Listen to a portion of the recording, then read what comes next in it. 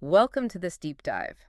Today we're getting into a really fascinating talk by Bob Proctor. Ah, yes, the one about paradigms, understanding them and actually changing them. Exactly. That's our mission today. Really unpack his core ideas, about how our minds work.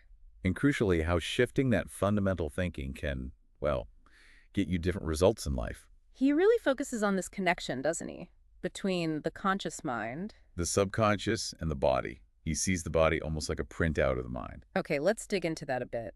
The body as a reflection. How does he explain that? Well, he says when you impress an idea, really get it into the subconscious, Mm-hmm.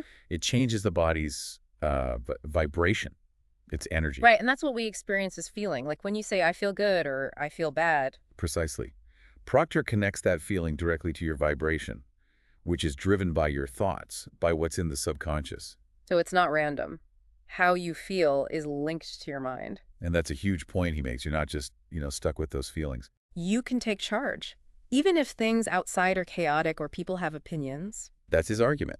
You can choose your response, manage your vibration, essentially. It's about internal control. And he ties this to getting different results, like actual tangible changes. Yeah, physical things like weight or energy, but really anything. He talks about energy being available. Like it's always there. Always there.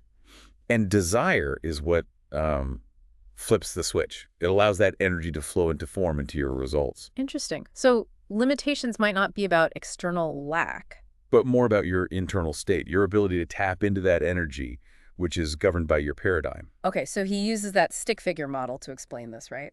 Yeah. Simple but effective. Very. Top is conscious mind, where you choose thoughts. Middle is subconscious, accepts those thoughts or pictures. Yep, acts on them. Yeah. And the bottom is the body, the physical instrument showing the results. And the really critical thing about that subconscious part is that it doesn't reject. It's got no filter, basically. And it can't tell the difference between what's real and what's just vividly imagined. Exactly. Which is, well, pretty profound when you think about how beliefs get formed. Yeah, because he then goes into how we're programmed, like from the moment we're born. Right. As babies, before the conscious mind really develops, the subconscious is just opens. Receiving everything. He mentions two types of programming. Genetic. Yeah, why we might look or act like relatives. But then there's the environmental programming. That's the big one, isn't it? Language, attitudes, beliefs absorbed from around us. Hugely significant. He even quotes Carl Menninger, emphasizing environment over heredity in those early years. Wow. So the things we hear over and over again. Especially in those first 4 or 5 years, they just sink in and form the foundation. He shared his own story, didn't he? About growing up during the Depression. He did, surrounded by talk of lack and scarcity. Yeah. And that became his subconscious program around money. Until he consciously changed it later, obviously. Right. But it shows how powerful that early conditioning is. So then the conscious mind kicks in. We start thinking for ourselves.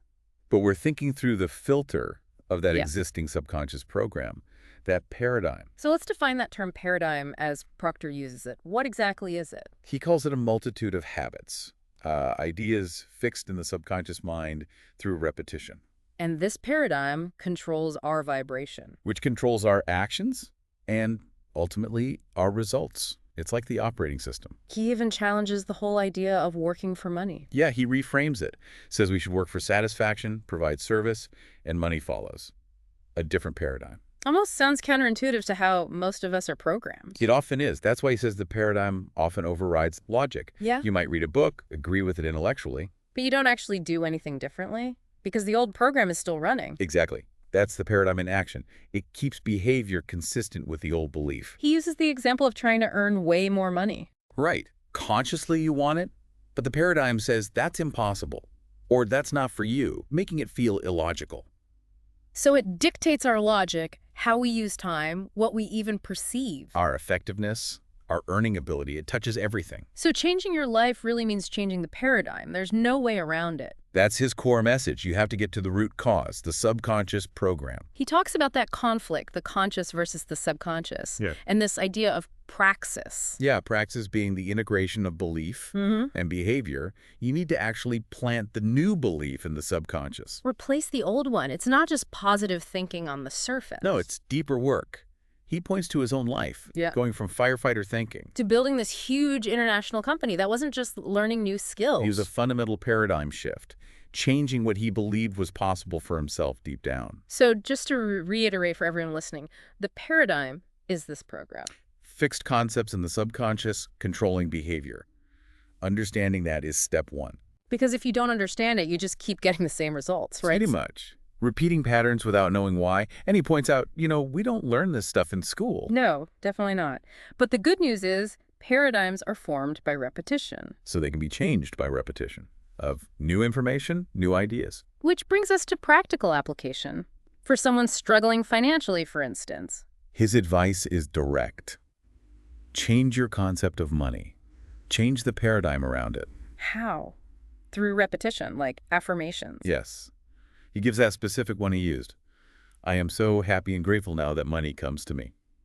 In increasing quantities through multiple sources on a continuous basis. That's the one. But he emphasizes the consistency. It's not a one-off thing. He suggested, thousands of times a day? Potentially, yeah. For maybe 90 days or even longer. Enough to really impress it on the subconscious. That sounds intense. Well, think about how long the old program has been running. It takes serious effort to overwrite it. He mentioned driving around, listening to recordings, reading Think and Grow Rich, constantly for years. Yeah, behavior that might seem illogical from the outside, but it was part of his own reprogramming process. And that story about Milt Campbell, the Olympic decathlete? Oh, that's a great one. Campbell achieved amazing success. But didn't consciously understand how until he heard Proctor explain paradigms. Right. He realized he'd unknowingly changed his own program, his belief about what he could do. So even top achievers might be operating on powerful subconscious programming without fully realizing it. Absolutely. It shows the power isn't just in conscious knowledge, but in that subconscious alignment. Which is really what Proctor dedicated his work to teaching people. Exactly. How to become aware of their paradigms and then how to consciously change them. So wrapping this up, it seems understanding this whole paradigm concept is really the first crucial step. It absolutely is. Recognizing these deep programs that influence your thoughts, your feelings. And yeah, ultimately, the results you're getting in life, it all links back. So maybe a good takeaway for people listening is to just start thinking about that. What paradigms might be running your show? What kind of repetitive thoughts or old influences shaped how you see things now? It's a really powerful area for self-reflection, definitely. Yeah, and this is really, just scratching the surface. Oh, for sure. There's so much more to explore in how our minds create our reality. So if you found these ideas from Bob Proctor useful and you want to go deeper into understanding your own mind, shifting those paradigms. And definitely subscribe to the channel. We'll be having more discussions like this, sharing tools for growth. Yeah, stick around for more.